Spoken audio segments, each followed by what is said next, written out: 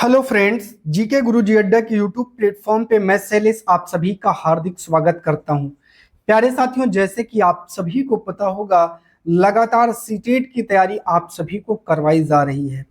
आज पॉलिटी की class second हम आपके लिए लेकर के आए हैं। यह क्लास आपके लिए बहुत ही महत्वपूर्ण होने वाली है। तो आइए आज हम लोग जिस टॉपिक पर चर्चा करने वाले हैं वह टॉपिक है नगरीय स्वशासन। इससे पहले अगर आप लोग चैनल पर पहली बार जुड़े हैं तो सबसे पहले चैनल को सब्सक्राइब कर लीजिए, वीडियो को लाइक और अपने दोस्तों तक शेयर जरूर कर दीजिए। आइए चलते हैं आज के टॉपिक पर। बहुत छोटे नगरों में नगर पंचायत, उससे कुछ बड़े नगरों में नगर पालिका परिषद और बहुत बड़े नगरों में नगर निगम होते हैं। अब हम लोग नगर स्वशासन को समझते हैं। तो आज जैसे अगर कोई छोटा नगर है तो नगर पंचायत, बड़ा नगर है नगर पालिका परिषद और बहुत बड़ा है तो नगर निगम। जैसे इलाहाबाद, ठीक है, जैसे बनारस, जैसे दिल्ली, जैसे मुंबई। यह सरकारी नियम है कि जिस शहर या कस्बे की आबादी 5,000 से 1 लाख के बीच होती है वहां नगर पंचायत बन सकती है।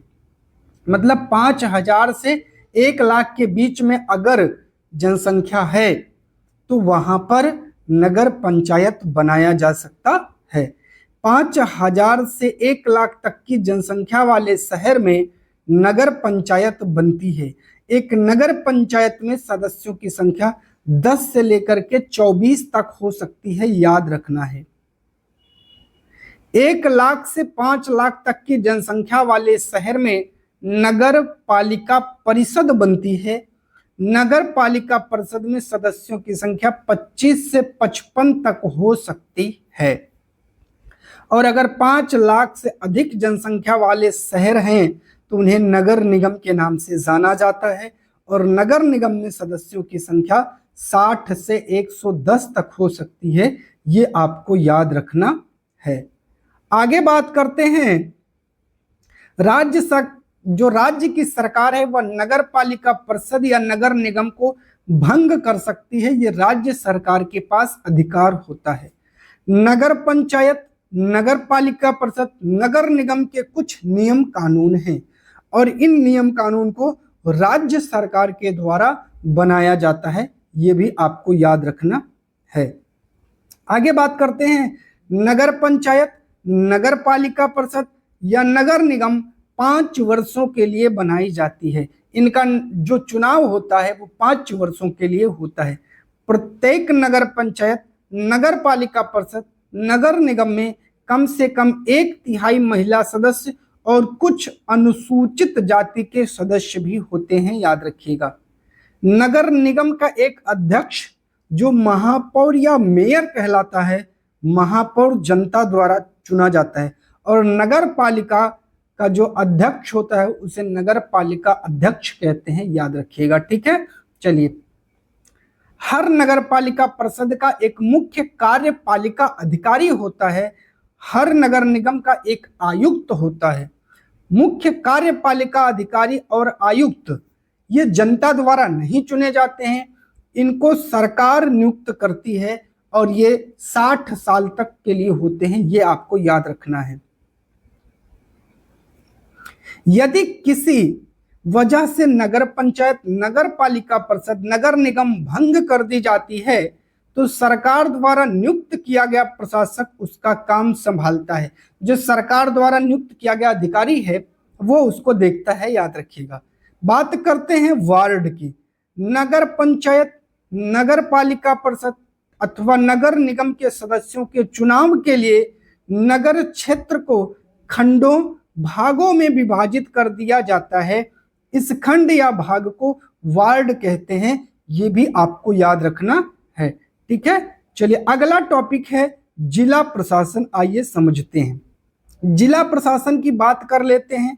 अधिकारी व कर्मचारी यह जनप्रतिनिधियों की तरह जनता द्वारा निश्चित समय के लिए नहीं चुने जाते, बल्कि ये विभिन्न प्रतियोगी परीक्षाओं एवं चयन प्रक्रिया के द्वारा चुन करके आते हैं। ये 60 वर्ष की आयु तक अपने पद पर कार्य करते रहते हैं, ये आपको याद रखना है।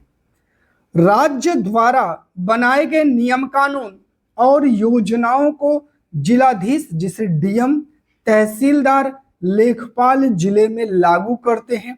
वे राज्य सरकार द्वारा दिए गए आदेशों का पालन करते हैं। वे स्वयं कोई नियम, कानून या नीति नहीं बना सकते हैं और ना उसमें बदलाव कर सकते हैं और ना ही कोई नई योजना बना सकते। सिर्फ सरकार द्वारा मार्गदर्शन दिए गए नियम और कानून पर चलते हैं और उन्होंने जो वही नियम कानून है उसे जनता तक पहुंचाते हैं। बात करते हैं जिला प्रशासन का कार्य क्या है। आइए जानते हैं। जिले में शांति व्यवस्था बनाए रखना, भूमि व्यवस्था बनाए रखना, नागरिक सुविधा, सभी को विकास के समान अवसर देना, यह इनका काम होता है। यह आपको याद रखना है। भारत की विदेश नीति की बात करते हैं। किसी भी देश की विदेश नीति का उद्देश्य अपने देश के हितों की रक्षा करना है। सबसे पहले वह अपने पड़ोसी देशों की ओर देखता है और उनके साथ मित्रता एवं सहयोग का भाव रखना चाहता है। इससे वह विश्व के सभी देशों की स्थिति को जानने का प्रयास करता है। उसी के आधार पर अपनी विदेश नीति वह निश्चित भी करता है। याद रखना है। बात करते हैं गुट निरपेक्षता, नॉन अलाइनमेंट। भारत ने शांतिपूर्ण एवं स्वतंत्र विदेश नीति अपनाने का निश्चय किया। शांतिपूर्ण और स्वतंत्रता की यह विदेश नीति ही गुट निरपेक्षता की नीति में बदल गई। गुट निरपेक्षता का अर्थ है कि भारत ना तो किसी गुट में शामिल होगा और ना किसी देश के साथ सैनिक संधि करेगा। ये आपको याद रखना है। बात करते हैं पंचशील सिद्धांत की। देश के प्रथम प्रधानमंत्री पंडित जवाहरलाल नेहरू किसी भी राष्ट्र के आंतरिक मामले में हस्तक्षेप करने के विरुद्ध थे। उनके इन्हीं विचारों से 1954 में पंचशील सिद्धांत बनाए गए, जिन्हें पंचशील के नाम से जाना जाता है और ये हमारी विदेश नीति के आधार स्तंभ के रूप में भी जाने जाते हैं। ये सिद्धांत इस प्रकार हैं, आइए चर्चा कर लेते हैं। सबसे पहला, एक दूसरे की राज्य की सीमा एवं उनकी प्रभुसत्ता का सम्मान किया जाए। एक दूसरे के भूभाग पर आक्रमण ना किया जाए। एक दूसरे के आंतरिक मामले में हस्तक्षेप ना किया जाए। समानता और पारस्परिक लाभ को ध्यान में अवश्य रखा जाए। और बात करते हैं शांतिपूर्ण सह अस्तित्व की भावना का पालन जरूर किया जाए। ये 5 सिद्धांत इंपॉर्टेंट हैं, याद रखिएगा। बात करते हैं निःशस्त्रीकरण की नीति क्या होती है, आइए जानते हैं।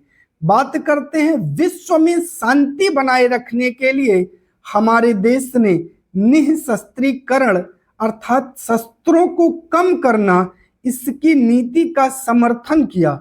शस्त्रों की होड़ में युद्ध की संभावनाएं बढ़ जाती हैं। भारत का विचार है कि यदि शस्त्र एवं सेना में अधिक व्यय न किया जाए तो विश्व में तनाव कम होगा। इसके अतिरिक्त निःशस्त्रीकरण से जितने धन की बचत होगी उसका उपयोग जन कल्याण कार्यों में अवश्य होना चाहिए। भारत की विदेश नीति गुट निरपेक्षता, पंचशील और निःशस्त्रीकरण की नीति का समर्थन करती है। तो प्यारे साथियों, ये हमारी सेकेंड क्लास का टॉपिक था। क्लास 3 में हम लोग अगले टॉपिक की ओर चलेंगे, वैश्विक समुदाय एवं भारत की स्थिति का अवलोकन करेंगे। तो वीडियो कैसी लगी कमेंट करके बताइएगा। चैनल पर नए हैं तो सब्सक्राइब जरूर करिएगा।